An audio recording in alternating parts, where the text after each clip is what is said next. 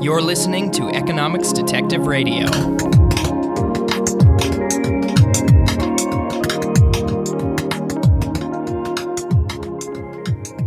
My guests today are Zach and Kelly Weinersmith. Kelly is adjunct faculty in the Biosciences Department at Rice University, and Zach is the cartoonist behind SMBC Comics, a webcomic about many things. Zach and Kelly, welcome to Economics Detective Radio. Thanks for having us. Yeah, thanks for having us. We're happy to be here. So our topic for today is the book that you both wrote. It's called Soonish: 10 Emerging Technologies That'll Improve and or Ruin Everything.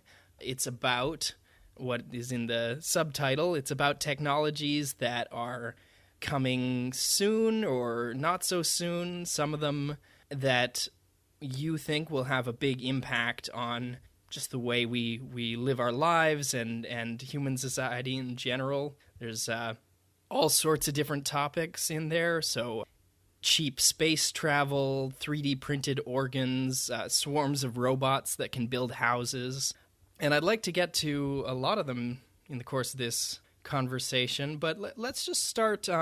Why did you write this book? What sort of inspired you to write about emerging technologies? It was something we're already sort of both dorky about, like something we're interested in, and we kind of wanted an excuse to sort of delve into the topics because, and this was borne out during our research, it turns out when you get into a topic, it's almost always nothing like what you expected, or in general, what the popular media often portrays it to be. So for us, it was just kind of a lot of fun to have an excuse to get into the really technical stuff on a bunch of fields.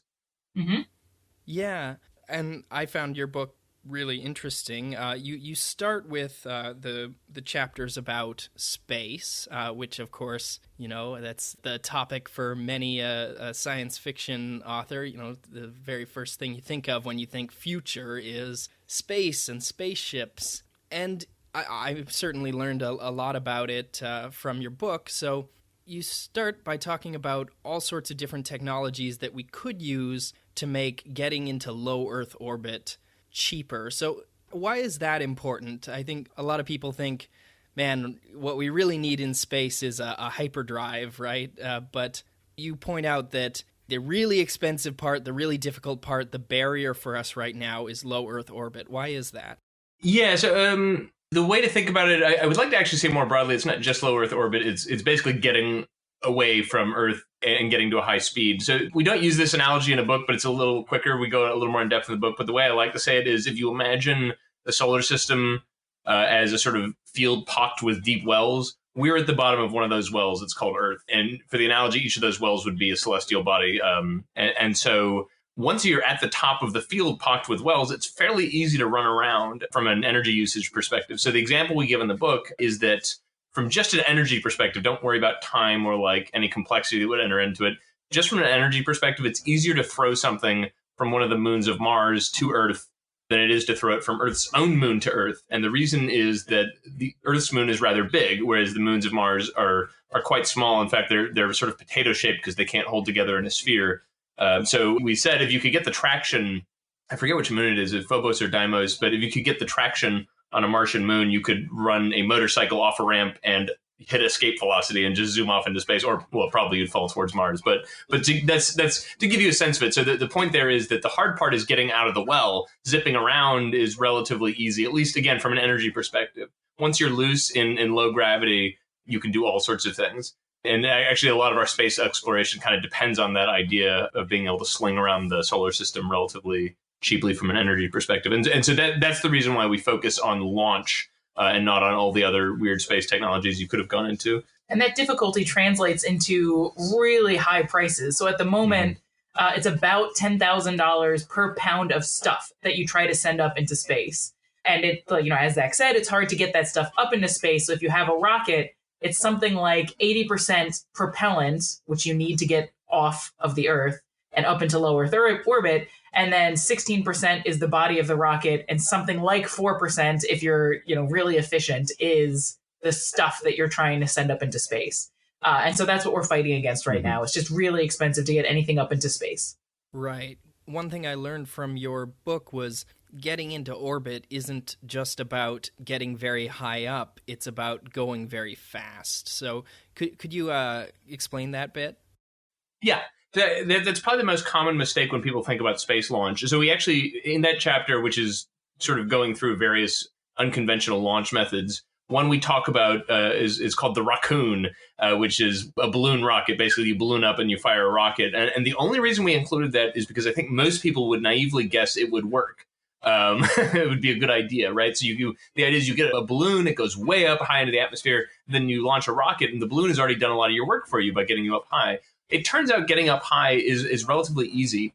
So the International Space Station, which is about 250 to 300 miles high at a given time, you still experiences about 90% of gravity. The only reason you see the astronauts floating is because they are going so fast. The way it's usually said is they always miss the Earth, right? So if you could just stop the ISS on a dime and, assume the deceleration didn't smush all the people inside and destroy the craft, if you could just sort of magically stop it, it would fall to the ground like any other hunk of stuff. So the really tricky part about going to space is you have to go to extreme speeds, like Mach 20-ish, in order to escape. And once you get to that speed, it almost doesn't matter which way you're pointing. So if you've ever had the luck to, or the fun of attending a rocket launch, you will see, perhaps contrary to your expectation, it doesn't go up. It goes up for a while and then it goes over.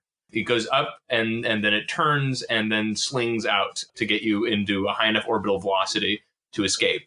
And so the point is, once you reach that high speed, it's relatively easy to do whatever you want, but it's very energetically expensive to achieve that speed. And that's the real challenge.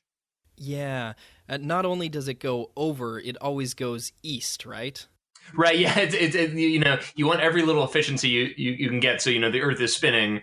So you go with the spin. You also, you get a little bit of a boost by being nearer to the equator because you're spinning slightly faster. So yeah, the little economy is like that. I mean, I say little economy as if relocating all your stuff to be near the equator is a small deal, but that sort of stuff makes a big difference. So what do you think is the most promising technology for bringing down that $10,000 per pound cost? In the near term, it's probably what SpaceX is doing, which is to say, so at the moment, what we do is we take a rocket and we essentially dump large chunks of the rocket into the ocean and throw them away with no intention of reusing them. And in the book, we say this is sort of like if you got into a plane that was going to LA, and right before it was going to land at the airport, everybody jumped out with their parachutes, and then you just dropped the plane into the ocean. And that's what you did every time you wanted to fly from New York to LA.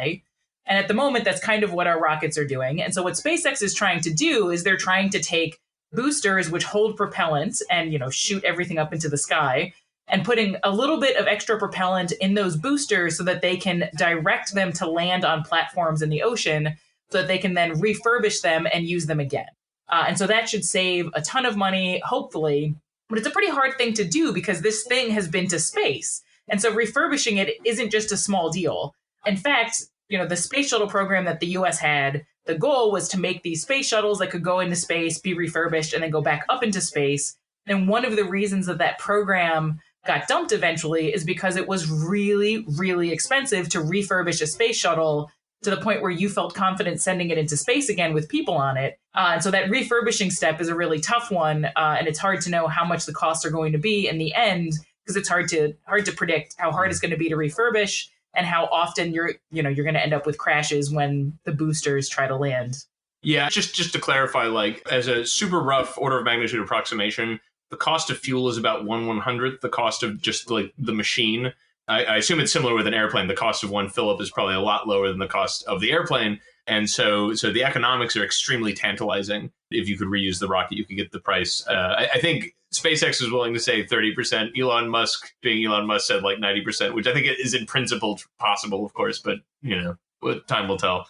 Yeah, you need the Elon Musk conversion factor, as we said the other day. Yeah. Yeah, so that's the best option for the short term. What are some exciting options for the long term? Well, so there's an option that we talked about in the book that we were excited about that I'm not sure will ever work out, but is fun to think about. And so it's called the space elevator. And the idea is that you have an extremely long cable, 60,000 kilometers or 120,000 miles. It's 100,000 kilometers. Sorry. Yeah. 100,000 kilometers or 62,000 miles. And so what you'd have like a platform out in the ocean, a really long cable, and then an elevator that essentially climbs that cable up to space. And then you'd have something like an asteroid that you put at the other end of the cable to sort of hold everything in place. And so this is a technology that a lot of people have thought a lot about. But for a long time, it seemed like it probably wasn't going to work out because we couldn't figure out the middle part, which is to say we couldn't figure out what material the cable should get made out of, because the material needs to be at once extremely lightweight, but also extremely sturdy so that it can hold a space elevator as it climbs up out into space. And so a little while ago, scientists discovered carbon nanotubes, which, as it sounds like, is a configuration of carbon in essentially what looks like, a tube or like a piece of hair. And that ended up being extremely lightweight, but also being extremely sturdy and able to hold really heavy weights. And so it looked for a while like maybe we would be able to make the cable out of these carbon nanotubes. And if you were, plotting the length of these tubes over time, they were getting longer and longer. And then eventually the lengths that we were achieving with these carbon nanotubes sort of plateaued at about 1.5 feet, which is way below the 62,000 miles you were shooting for. And so it turns out that for most terrestrial applications for carbon nanotubes, about 1.5 feet is all you need for one continuous tube. So people are now working on like tubes that are sort of bunched together and have less ability to like withstand heavy, they're less dense and strong, but they do what you need them to do on Earth. So it looks like it's going to be a very long time if we ever can achieve a 62,000 mile long carbon nanotube. But if we did achieve a carbon nanotube of that length, you would still have to worry about things like making sure that your space elevator cable never got struck by lightning. Because it turns out if it gets struck by lightning, it would probably fall apart. And that would be a really bad day for anyone who's on the elevator. And the resolution of this problem is one that I find particularly unsatisfying. And it's this. It turns out that for all of our weather records, there is a place in the ocean that has never recorded a lightning strike. And so you would hope that even in this time of global climate change, when maybe climate patterns are changing, that you would never get another lightning storm in this particular location, and that is where you would put the space elevator. Presumably, you'd be able to move the platform around in case the storm did come by, and then you'd be, trying to outrun a storm that comes through. But anyway, so if you can make a space elevator work, the people who work on this technology project that it would cost about $250 per pound, which is way down from the $10,000 per pound that rockets are currently costing us. So that would be amazing, but it's one of those technologies that's probably pretty darn far off because it's unclear if we're ever going to be able to figure out what that cable should be made out of. And I think I should describe the cover of your book, which is there's an astronaut on the asteroid that is presumably at the end of the space elevator, and he's looking up at the cable as a little ship with a pair of scissors comes to snip it. So for each of... That's the other risk. Right. Yes. Well, so for each of the chapters in the book, we try to talk about how technologies could make our lives more awesome, and also talk about how a technology could be really bad for society. And so for the space elevator, one of the bad things that could happen would be that a terrorist group could come and snip your cable. And so that's sort of what we were trying to capture in that cover, was that, there are negative implications for all these technologies too, things to worry about in addition to all the amazing things they could do for humanity. Yeah, and of course, if you're some future terrorist and there's one piece of human construction that dwarfs everything else we've ever built, I know what I'd target. Not that I would be a terrorist. If your goal as a terrorist is to cause devastation, like if you cut the cable, physics says what'll just happen is it'll fly off, kind of for the same reason that if you're swinging a rock around your head on a sling and you cut it, it goes flying. In fact, not really kind of. It's more or less for the exact same reason. It's just Newton says the object will keep going in the same direction. So it'd be kind of weird. It wouldn't be like the drama of a falling building. It'd be a huge capital expense, but like visually, you just see this cable kind of go up into the sky, and there'd be some very upset people on the cable car. Yeah, so I mean, anything above the snip goes off into space, right. And then anything below falls down. So the cable car would still fall. You'd have that cable whipping around. Yeah, but probably as the cable whips around, a lot of it breaks up into pieces and burns off in space and doesn't cause a lot of problems. Phil Plait pointed out that if you had something falling through the part of space where we have all of our satellites, it could maybe take out a lot of satellites and a lot of equipment up there that we'd rather not have destroyed. But in terms of human lives lost, It would just be anyone probably who was on the space elevator, which maybe if it's just carrying cargo would not be anyone. Yeah. Yeah, but oh man, it would be expensive to replace. It would be yeah. It would be a good way to cost money quickly. Yes, no doubt about that. It would be an expensive target.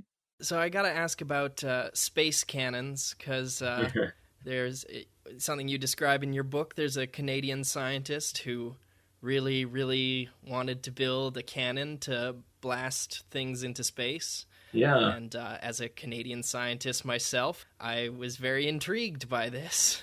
Yeah, an engineer named Gerald Bull, who was sort of briefly famous in the early 90s. And to just do the story briefly, you can think of him as just this sort of brilliant engineer who figured out pretty cool ways to use ballistic methods to shoot stuff into space. And I've talked to Canadians who say it's sort of prototypically Canadian, which is like he was doing a great job as a Canadian scientist and he just got insufficient funding. And that was kind of the end of the story. It's slightly longer than that, but essentially you have this guy who's doing these cool ballistic methods. Funding dries up because Canada doesn't want to pay for it. The peace movement is happening. And NASA gets, I don't want to get too much into the weeds on this, but essentially there's a time when the U.S. Army was investing in technology like this, which makes a sort of sense if you think about it as a cannon. Which is something the Army would want. But once NASA becomes the main player in the U.S. in terms of space stuff, they get all the money for space stuff, and they only want to do rockets, which is not unreasonable. But so funding dries up for mega giant space cannons, and Gerald Bull kind of gets left out in the cold. And then a whole lot of stuff happens involving him doing like illegal arms deals and all sorts of stuff. And he's either unaware of it or just doesn't care. And then finally, a shipment of parts that's going to South Africa, which he's helping with its arms program. And remember, this is, pariah nation, South Africa, with an apartheid regime at the time. Basically, they catch him doing this shipment, and there's this international incident. He gets sent to jail, and it's this sort of like supervillain origin story almost, where this like this brilliant engineer sitting in jail with his dreams shattered and his company getting sold off, and he's but he earned it. Sure. But what's interesting, just from a sort of, I don't know how to say, from a story perspective, I guess, is he's this guy who basically stayed in Canada because he was a patriot. Like, the money for an engineer in space stuff was in the U.S. at the time. He stayed, and that's part of why he was able to advance quickly, because most of the Canadian engineers, or a lot of them, were leaving to the U.S., and he stayed behind. And I think he must have felt like he'd been punished for that good behavior at some point by not getting funded.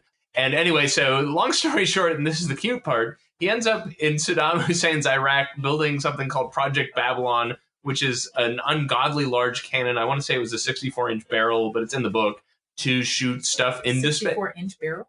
That's it? That's pretty big for a gun. Okay. Yeah. It would be like this huge tube leaning against a mountain to fire projectiles into space to give Saddam Hussein a space program. And perhaps unsurprisingly, he ends up assassinated in a Brussels hotel with a lot of cash on his person that was left on his person. So pretty clearly an assassination, not just sort of a random mugging. And that's the story of Gerald Bull. The sort of scientific code to that is there's no reason in principle to suppose the technology couldn't have worked. It's just, the money for space basically all went into rockets. There's some exciting stuff about ballistic methods, but with the major downside being that you can't really use them to shoot humans into space because we can't handle the enormous acceleration. We would splat. So that sounds like a big limitation, but you can imagine a system where you get humans to space with a nice, relatively gentle rocket, but then when you want like fuel or metal or whatever, like building supplies, or even like machines that could be made robust, you can shoot them with the cannon, which might be substantially cheaper. Arguably, it's complicated. Right. So speaking of materials in space, the other thing that you discuss in the book is getting them from asteroids. So, fairly recently, humans landed our first probe, successfully landed on a comet, I think. Mm-hmm. And you discuss the possibility of, instead of sending up raw materials to space from Earth for $10,000 a pound, you send up enough to build one ship. That ship goes and gets the materials from an asteroid, and then we do all our building in space with materials from space. So tell me a little bit about that. How promising is that? Well, we think pretty promising, or at least there are a lot of people investing in it, and there are a number of different companies that are popping up to try to make this kind of stuff a reality. So, for example, there's a company that is working on a device that could go out to the asteroids that have ice in them and then capture the asteroids and then capture light from the sun and then focus that light down onto the ice, collect the water when the ice melts, and then take that water to the International Space Station, for example. And so there are a number of different companies that are working on this. There's a lot of reasons that it's complicated. So, for example, a lot of the asteroids are little more than rubble piles, or quite literally, they're piles of rubble that are just loosely held together. And so how you capture and extract things from that is a complicated question. So people are coming up with like literally nets that they can just collect the pieces and then pull in and then sort of sort them on whatever ship they send out there. So there are a lot of people who are working on it. It's pretty promising. It's hard to know in the long run how the economics are going to work out, if it's going to end up being a reasonable economic venture to go out to get water from asteroids rather than bringing it out to Earth. But some people think so and are investing quite a lot of time and money on it. Yeah, the important thing I think we would want to add, though, is it's like when you hear asteroid mining, I think most people think, oh, there's probably a lot of cool stuff in the asteroids. We'll go get it and bring it back to Earth.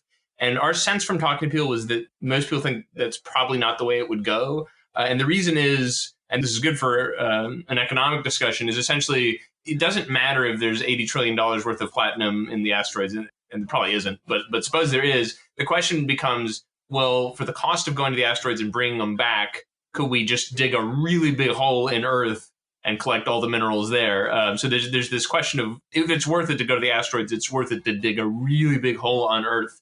However, to return to the analogy earlier about the field with wells in it, there's a good extension to that analogy, which is, so remember, all the celestial bodies are these wells, and they're hard to get out of, but once you're on the field, it's easy to move around. Well, you can think of the asteroids as essentially a pile of stuff on top of the field. They're microgravity, so there really is no well. Like, you could hop off of them. You could throw a baseball off.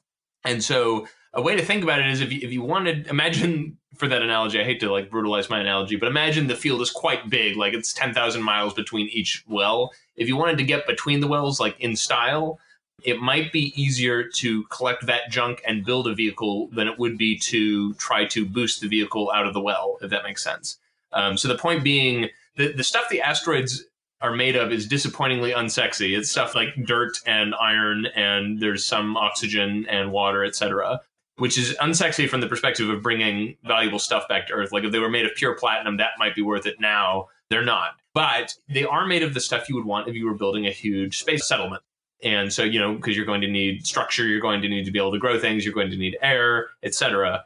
So if you want to build a settlement, asteroids might be the cheaper way to do it. And again, as Kelly said, whether that's an economically viable move, I don't know. But, if at some point NASA wants to do it just for the hell of it. I mean, there are, so like Deep Space Industries, we talked to a man named Daniel Faber who works at Deep Space Industries. So there are companies that think that it will be economically viable to, set up resorts out in space using stuff from asteroids. And maybe the asteroids will be the point from which we go out to, take a deeper exploration of our universe. So there are definitely groups that are not government groups that think it will be economically feasible and are going for it. So we don't necessarily know the answer, but there are very smart people who think that it's worth going for and are investing in it. Right. And I want to move on from the space stuff, but one point that you make is that, if we can find some way to get over this hurdle of having to, at great cost, get out of our gravity well, our relationship with space could change radically. We could have, in the same way that before the internet, people kind of thought, oh, great, the internet is going to be a way for researchers at different universities to share their research. They didn't really picture podcasts or webcomics, for instance. Right. But, you bring that cost down enough, and who knows what people will come up with to do in space.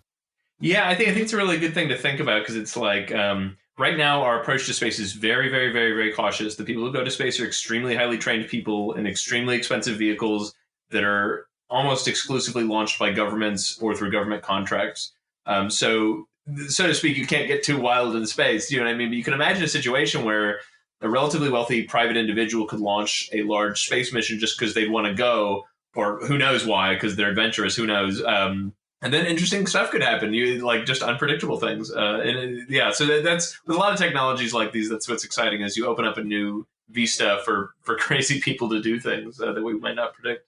Mm-hmm. An analogy might be our relationship with space is like Europe's relationship with the New World in the year 1500. You know, just immensely costly to get anyone across, and something that only the monarchs could fund these expeditions. But as things changed, as they got better at navigating and sailing across, it became a huge thing, and regular people now can fly across the Atlantic for a few weeks' pay.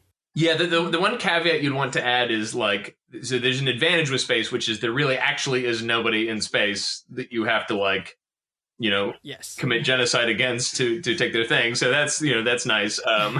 Yeah, that's a good benefit. But on the flip side, from a dismal science perspective, it's valuable to have people already out there because you have trading partners who've discovered local resources, etc. So space is in some ways better and in some ways worse than the age of exploration from a human perspective. So moving on to some of the other chapters, you have one about programmable matter. So I didn't think that folding origami myself was a big barrier to me enjoying the benefits of origami, but you have a chapter that convinced me otherwise about how self-folding origami robots could be really interesting and really useful. So tell me a bit about those. A broader picture real quick. So the idea behind programmable matter, which is a field that I personally hadn't known anything about till we started doing the research, is that, you have all this hardware in your life that only does one thing. Like you have your table, which is only your table, but we have our computers that can do nearly infinite things. So maybe we could make the hardware in our lives be a lot more flexible than they are currently. So maybe we could find a material that could be a table when we wanted it to be a table. It could be a phone when we wanted it to be a phone. It could be a plate when we needed a plate. So just the hardware in our lives could really be doing a lot more for us than it's currently doing. That's the idea here. And so origami, the idea with programmable robots through origami is that you have, an elegant piece of paper, and if you fold it in a particular way, you can make something beautiful like a swan. And if you had actuators along those folds, which made the folds so you didn't have to fold the paper yourself, which Zach and I like, because neither one of us are very good at origami.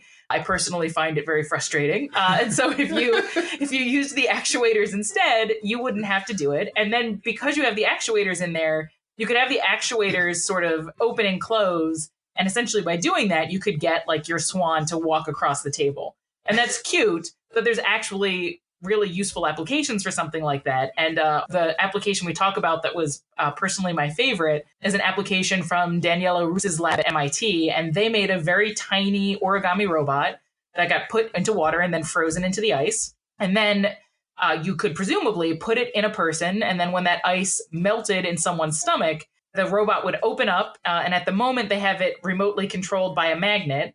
But the little origami robot is able to move around in the gut and connect itself to one of those circular watch batteries. So apparently something like, is it 3,500? Yeah. 3,500 people in the United States every year swallow one of those batteries. And get it lodged. There could be untold millions who are successfully swallowing batteries. Untold brilliant millions of people in the United States who are swallowing batteries. So 3,500 of them get it lodged and are in a situation where they need to get it dislodged. And as the parent of a 3.5-year-old and a 14-month-old, I'm going to guess that most of those are children. And so what the robot does is you use a magnet and you direct it to where that battery is. It connects to the battery with the magnet that's on the origami robot, dislodges it, and then both the battery and the robot pass through. So far, this has not been tested out in people. So it's all been done in a lab-made fake gut. And the idea is that eventually you can make it work so that you don't have to remotely operate it with the battery. It just sort of knows what it's doing, with the magnet. The robot knows what it's doing. It finds the battery, dislodges it, and then passes through. And we hope that this robot never gets the ability to objectively think about its life, because it would be a pretty sad existence. But if it does, we don't have to worry because it's made out of sausage casing. So it dissolves en route, or when it's done with its job. So you can imagine having all of these tiny little origami robots that are able to move around inside of our body and do various medical tasks like deliver drugs specifically to locations where drugs are needed, thus reducing the impacts of side effects. Because at the moment when we take a drug, it ends up throughout our body as it goes through our circulatory system. If you could deliver small doses just where it's needed, you could cut down on side effects and be more effective in general. So that's Origami Robots. That's really neat. Weird little sausage robot that crawls around inside Yep, you. and saves you from the And stupid takes things you out do. batteries. Yeah. Yeah, very good. We can have a society that's just a little bit safer from battery-related deaths. Yeah, or you can eat all the batteries you want. And Yeah. yeah, okay. Some of the other things in that chapter include, like swarms of little robots that are, each one is very simple, but they're the building blocks of many different shapes. You mentioned, being a plate when you need a plate or a phone when you need a phone. But there's it sounds like magic. It sounds like great, some goo that can be anything I want. But there's some pitfalls to that you discuss in the book. What are those? So the one, as nerds, that I think we found most interesting was there might, at a fundamental level, be a calculation problem. So imagine the most exciting version of this is essentially you have the T-1000 in a bucket, only instead of like killing you, it's doing your laundry or whatever, or it turns into a table, it does anything you want. So the way to think about that physically is to imagine you have millions, maybe billions of little tiny machines. And so when you want to convert from just like a plate to a table, each little tiny machine has to do this little dance where it doesn't just have to know where it's going to go. It has to navigate through the morphing shape it's going through. And also if any of the other cells or whatever you want to call them are dead or messed up, it has to account for that. And it's a pretty complicated problem. So the analogy we like to use is if you imagine one of those, football team bands that shapes itself into like a star or, the name of the team or whatever, that's maybe 100 people on a field and they know in advance what shapes they're going to do.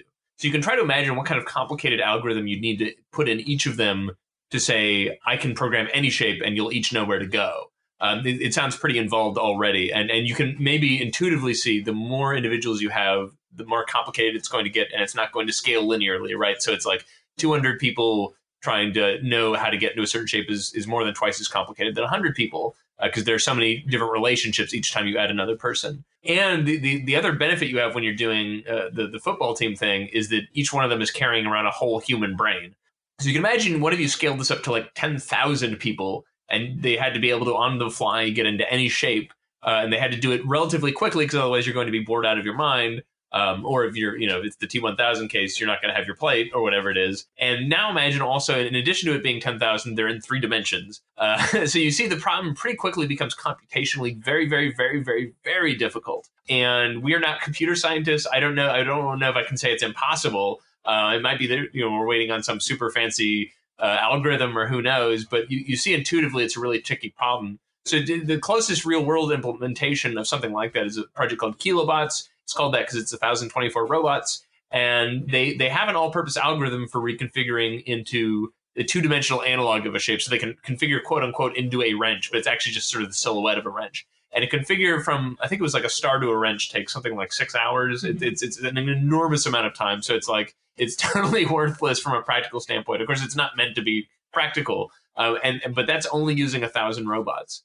And so at a fundamental level, there's a deep computation problem to building a T-1000. And I don't know if there's going to be an answer to that. But it'd be cool if there was, because you can imagine if we had a bucket of little robots that could join together to make anything, we could dramatically cut down on waste because we wouldn't have to have as many things in our lives. We could just have a bucket that becomes something, goes back to being a bucket of goo, and then becomes something else when we need something else. You could take this bucket with you to space, and then you'd have to bring less stuff with you to space, which helps solve the, everything costs $10,000 per pound problem. If, that 5 pounds could be just about anything that you needed in space, that would be great. And so, yeah, there's a lot of ways and reasons it would be awesome, but whether or not we'll ever solve that computational problem remains to be seen. Yeah, it's frustrating being human and being able to picture really cool stuff and realizing it's it's not always easy to make it come to fruition. Yeah. But it's also, being a human, it's tantalizing to imagine all of the amazing things that could be done with the technology, and easy to not think about the ways that the technologies could be horrible. And this technology had some particularly potentially nasty downsides. For example, if you got on a plane and everybody was checked to make sure they didn't have weapons, but someone had a bucket of stuff, they could suddenly have a weapon with them. And some of these buckets of stuff, like, it would be great if they could, record and transmit. And maybe everywhere you go, there's a surveillance device and you didn't know it before. And then there's issues to be figured out related to who would be to blame if something went wrong with the bucket of stuff. So if the bucket of stuff was doing something important, it's related to safety, and it messed up, who is to blame if someone's going to get sued for that? Is it the person who made the bucket of stuff, the person who was maybe using the bucket of stuff for a bad purpose, or using it improperly? Anyway, there's a lot of negative things that you need to think about, and this was a topic that potentially had some very bad negative side effects. So another one that you discuss that has some potentially bad side effects, this is probably the soonest of your soonish technologies, which is augmented reality. In fact, we already have some experience with augmented reality. We all joined in the Pokemon Go craze, or at least walked around outside and saw other people doing it. But of course, you discuss where that technology could go. So paint a picture for me. What kind of things might we... Well, first, what is augmented reality? So augmented reality is the idea that your vision of reality can have extra stuff laid over it. So, for example, you could be at a mall looking out at the stores at the mall, and a Tyrannosaurus Rex could be projected into your vision by the augmented reality goggles that you're wearing, and it could look like there's a T-Rex walking through the mall, and that's kind of cool. And that's distinct from virtual reality, where everything that you see is virtual. So you wouldn't be at the mall, you would be projected back millions of years in the home of the T-Rex and seeing it, interact and maybe catching another dinosaur to eat or something. And so you've got this augmented world. And so one of the most common uses for augmented reality are for games like Pokemon Go. But there are also uses in the workplace. For example, there's a company called Daiquiri that's integrating augmented reality into the workers' helmets. And this is a particularly useful way to do things because people already have a big hard hat. And into that hard hat, you can put a lot of the equipment that you need. And they already have a visor that covers their face. And into that visor, you can integrate a system that projects things onto people's field of view. So it's sort of a perfect device for integrating augmented reality technology. And you can use these helmets for things like training workers on new tasks. So the first time someone learns something complicated, instead of having them just read an instruction manual, you can have the augmented reality helmet walk people through step by step. And, when you're reading an instruction manual, if the instruction manual wasn't written by a particularly good technical writer, maybe you'll find yourself confused about some of the instructions, like turn the nut. You're like, well, there's 5 nuts here. Which ones do I turn? The augmented reality device that you're wearing can say, no, you were going to turn the wrong one. Here is where you turn. And there's some interesting preliminary data suggesting that people who use these augmented reality helmets to learn new tasks make fewer mistakes and get the task correct sooner than people who do it the old-fashioned way. So companies could save money and end up having people do more efficient jobs if you're using augmented reality. Then additionally, there are some tasks for which humans may never be particularly good at doing immediately. So for example, after an earthquake, if you are trying to scan the horizon and figure out which buildings are in the most immediate need of attention, it might be hard to just look across the landscape where all sorts of things are sort of off kilter because of the earthquake and figure out which one of those buildings, for example, are at the steepest angle. And if you had an augmented reality helmet that knew what the landscape was supposed to look like, it could very quickly go through and make the calculations and tell you, okay, there's a lot of things that are wrong here, but the building you have to worry about first is that one, which is, now 10 degrees off of the angle that it was previously. So it can be useful in times of disaster to help people make split-second decisions. It can, just in general, different work situations, identify when a problem is happening before a human might be able to identify it. There are also applications for surgical uses. So, for example, if you are an army surgeon and you're out in a war zone and someone all of a sudden needs a very complicated surgery for which you would rather have a specialist, but a specialist is not present, then you could put on your augmented reality goggles, pull up the application for that particular surgery, and the goggles could walk you through the process. They could say, okay, here's where you need to cut. Here's where you need to do some stitching. And you could even, in some applications, call a surgeon who's a specialist in the technique and have them also in on the augmented reality glasses where they see what you see. And if you're a little bit off center or something, they could, put a circle on your field of vision and say, no, you're supposed to be over here as opposed to over there. So, there are a lot of different applications where you could imagine a task is complicated and it would be useful to have the instructions, not just something you could read, but the instructions essentially interacting with you to correct you as you go. So that's some of the more exciting applications of augmented reality that people are working on right now. So rather than having a robot do your field surgery or something and, draw on many terabytes of experience and knowledge to do the perfect surgery, you have a human, but that human is being instructed using many terabytes of knowledge and experience. So it's sort of an intermediate. Sure. Yep. So, it might be better if you could have a robot do surgeries, but at the moment, I think there are a very specialized small subset of surgeries for which we have good robots that can do it. And so at the moment, I think we're still relying mostly on people. So if you can have multiple people working together, even if they're remote, that would be great. Right. And it has the advantage of both, right? If the algorithm just doesn't know what to do at any given moment, a human can improvise in a way that maybe an algorithm couldn't.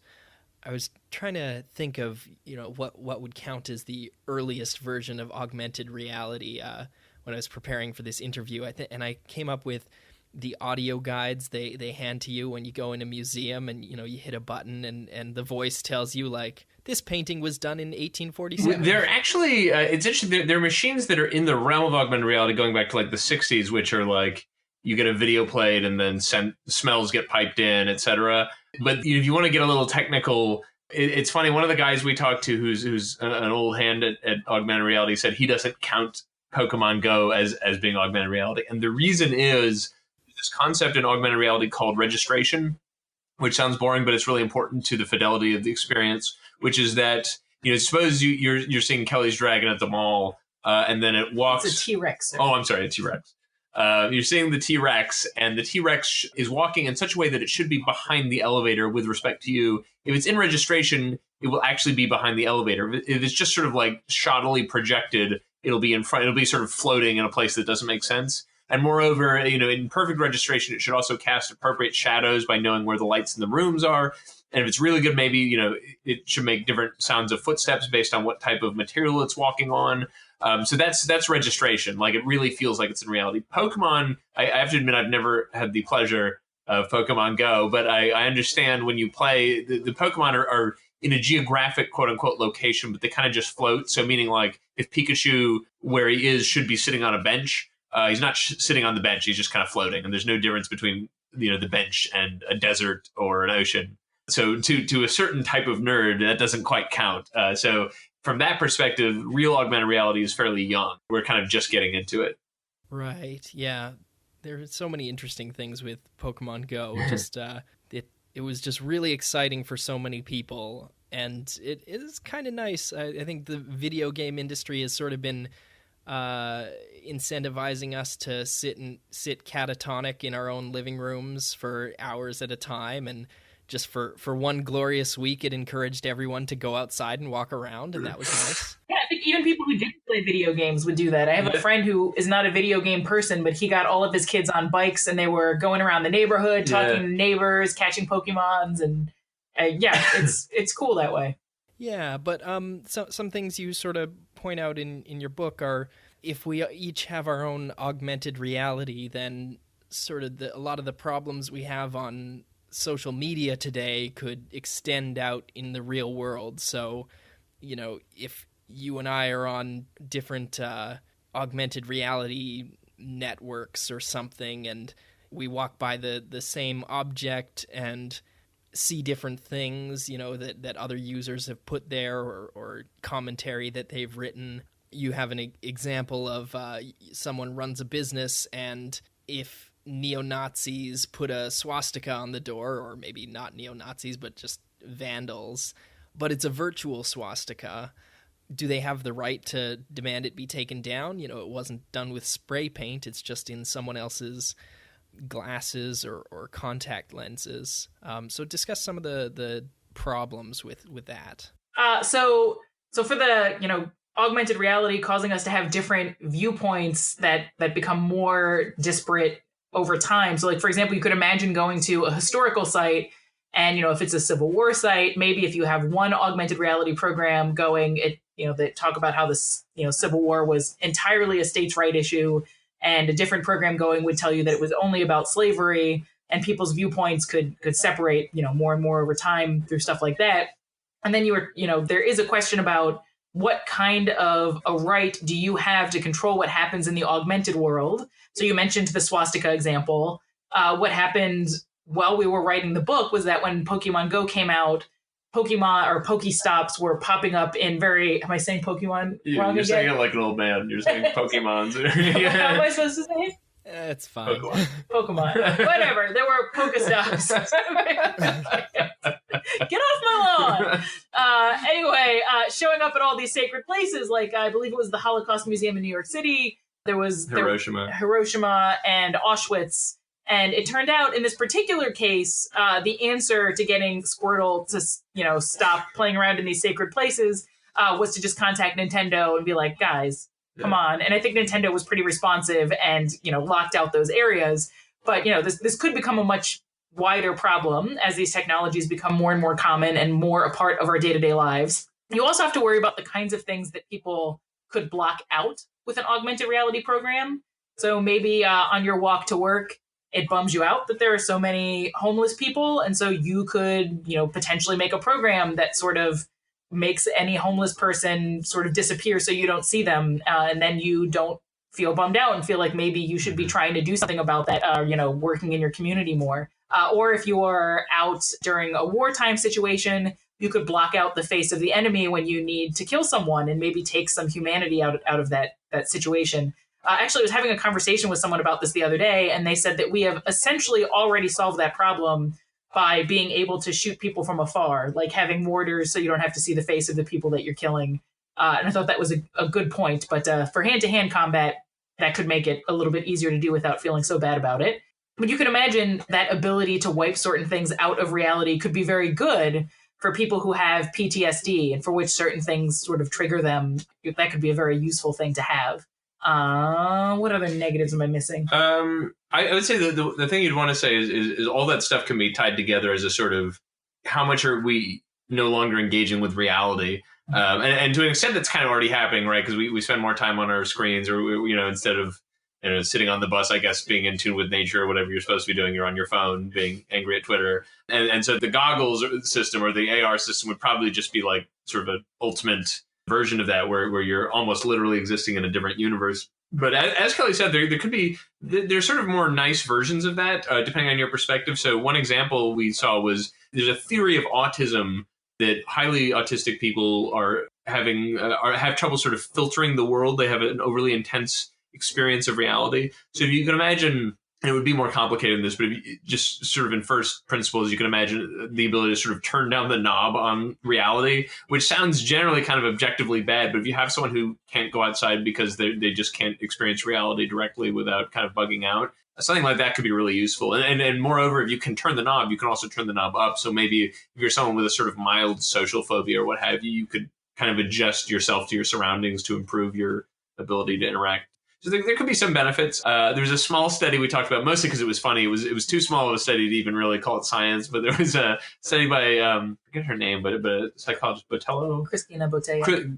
Botello, yeah. So essentially the study was, she took, I want to say 6 people who had, I want to say it was a roach phobia or a bug phobia, and gave them the AR experience of being surrounded by roaches to see if it extinguished their fear. And I actually don't remember what the results were. The results were that the participants did say in the end they were less afraid of cockroaches because they had repeatedly been exposed to them and they sort of became acclimated to their appearance and the presence of them. But we make a joke that maybe they said that to get her to stop. Yeah, right. But there's some things that are, like in your day-to-day life, there's some things that you're afraid of. And if you encounter them in a way that is not so negative, maybe over time you stop being afraid of it. So, I used to be petrified of public speaking. The more I did it, the less nervous I got because I got lucky and had some good experiences. So you can imagine something like a fear of cockroaches sort of going in the same direction. Yeah, at the fundamental level, I think with all this stuff, it's about how culture reacts. So you can imagine a sort of dystopic version of all this where we're just totally checked out from each other, we're not interacting. But if we all agree culturally that's not good, there are probably steps we can take to mitigate that or to analyze our own behavior. You don't have to assume we'll go to the extremest of extremes. If it's making us all miserable, we'll probably do something else. Yeah. Well, and I don't even know that we're getting off topic here, but I don't even know the extent to which I totally buy that argument. Like, I could spend all day in chat rooms and on Twitter and never go out to interact with people, but I really like to go see my friend Julia. Well, as I'm saying, you choose not to because it would make you unhappy. Yeah. Even though it's not. Well, it's kind of like, if I wanted to, I could drink myself to death all the time. I choose not to, even though it might be pleasurable for the 5 minutes I started drinking during, I just feel like in these discussions, we underestimate the extent to which humans are drawn to other human interactions. Right, exactly. Well, yeah, that's culture, right? Culture it will probably help it from getting too bad. Anyway, we've gone down a rabbit hole. Yeah, well, a lot of promising things for augmented reality, replacing people's fear of cockroaches with a fear of psychologists. You probably encounter roaches more often. I think the most terrifying thing I can think of is, you go on a date and your date's augmented reality glasses show reviews of you from your last 5 Well, dates. I'm not afraid of that. I don't know what's to be afraid of in that situation. You get one bad review and then you're a pariah. That's true. Have you seen there's a Black Mirror episode about that? Yes, the one where they're all constantly rating each other, and if you drop below 4 stars, you lose all sorts of privileges, and in fact a lot of Black Mirror themes around augmented reality things. They're the one about soldiers being able to dehumanize the enemy. That was also a Black Mirror episode. So this theme has been explored a lot in recent science fiction. So I think we're maybe preparing ourselves for the worst by exploring everything that could go wrong. Yep. So we're just about out of time. Do you have any closing thoughts? Anything that the audience should know about your book besides that they should buy it? One thing is, given that you're an economics podcast, we've talked mostly about technology. Of course, those things interface, but we do our best to include a decent amount of either economics or sort of economics adjacent topics. So, for instance, in the chapter I think you alluded to earlier on robotic construction, a decent amount of the discussion is about how that would affect economics, both just in, I suppose you'd say, a GDP sense, but also in a sense of like the labor market, which is really interesting with a lot of these technologies. Actually, augmented reality is a good example of that. We didn't really get into it too much, but you can imagine a world where people can rapidly acquire skills, and moreover, where if you need to do, just really quickly, I would love to build my own house. I know I will never do it because I don't have the time to acquire the skills. And also the idea of doing it yourself after never having built another house just sounds really stupid. But you can imagine a world where AR makes it so you kind of can do those things. So there are all these tasks that are kind of inefficiently done because you have to get years of training before you can do them. But if a bunch of one-off tasks can be replaced by a sort of heads-up display, the amount of productivity gain could be enormous. So if there are people in your audience who are kind of more interested in the economics than the technology, it is something we explore in a few cases in a bit of depth. So that might be fun for your audience. And in this interview, we discussed both Origami Robots and augmented reality. We had an augmented reality app made that goes with the book. So you download the app. It's downloadable for free. And then you turn on your phone or your iPad. You turn the camera towards our book or towards an image of the book cover, which is various places online. And then out pops a space elevator that sort of rises up. And so you've got a little augmented reality space elevator that you can interact with. I think we also have a mammoth and a fuser in there and some other things. And then we also had, was it Jason who? Who was the guy who made the Origami Robot? Koo. Jason Koo. Made an origami design for, so you get a sheet of paper and you can fold it into a robot. It doesn't have any actuators or anything. No. It doesn't fold itself. It's just a robot out of origami that we thought was cute. So anyway, you can get both of those things on soonishbook.com. All right.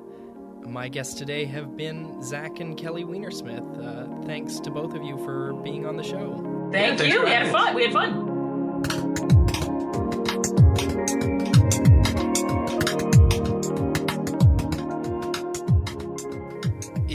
enjoyed that episode of Economics Detective Radio and you want to come discuss it, I have a Facebook group. That's Economics Detective on Facebook. It's a group. You can request entry and I'll let you in. Each week, I have a discussion question related to the episode. So, for this episode, the subtitle of the book is 10 Emerging Technologies That'll Improve and or Ruin Everything. So, discussion question, which technology that we discussed do you think has the most potential to ruin everything? And which one has the most potential to improve everything? I know it'll be an interesting discussion, so if you want to put in your 2 cents or see what other people have to say, then head over to Facebook and search Economics Detective. There's a page and also a group. You can like the page if you want, but the group is where the discussion will happen. So come on over to discuss that, and I'll be back next week with a new episode.